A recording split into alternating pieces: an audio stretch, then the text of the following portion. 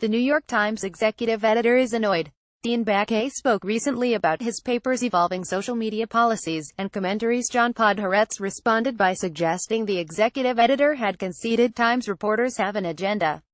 Baquet said Friday that this was most certainly not what he meant. Podhoretz is reading a lot into what I said. For his own reasons, I suspect. I just meant I spend time looking because I care. Do people have to twist everything in a partisan way? It is truly tiresome, he told the Washington Examiner Friday. Baquet said this week that the Times is committed to its mission of providing readers with solid, straight news reporting.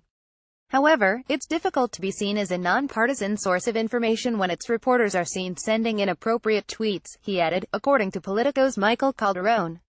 I've spent full days policing our social media, Baquet said, adding that there have been a few occasions where an errant tweet has prompted a phone call between himself and one of his reporters.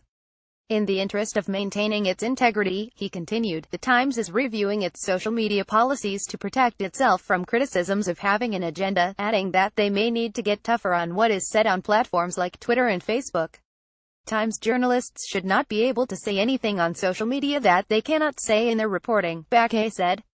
With President Trump in the White House, and as the paper continues to cover him aggressively, the Times executive editor said it's crucial that they be seen as journalistically sound and not as a partisan organization with a vendetta against the Queen's businessman. I can't do that if I have 100 people working for the New York Times sending inappropriate tweets, Baquet said. Some in media cheered his remarks.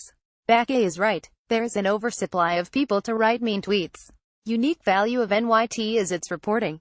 No reason to expose that, said New York Magazine's Jonathan Chait, adding that the Times executive editor is recognizing that tweets can be taken out of context and used to discredit good reporting. Others were less impressed. Podhoretz suggested that Baquet's comments were an outright omission of the paper's political bias, tweeting, "Isn't this a complete admission that many Times staffers do have an agenda and Baquet wants to hide that fact?" Baquet responded by saying the suggestion is total nonsense.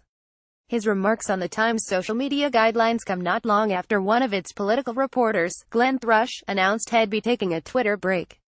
The Times' Maggie Haberman also said she went a little crazy from answering frequent mobile alerts, and added she is glad she took a brief break last week from the popular social media platform.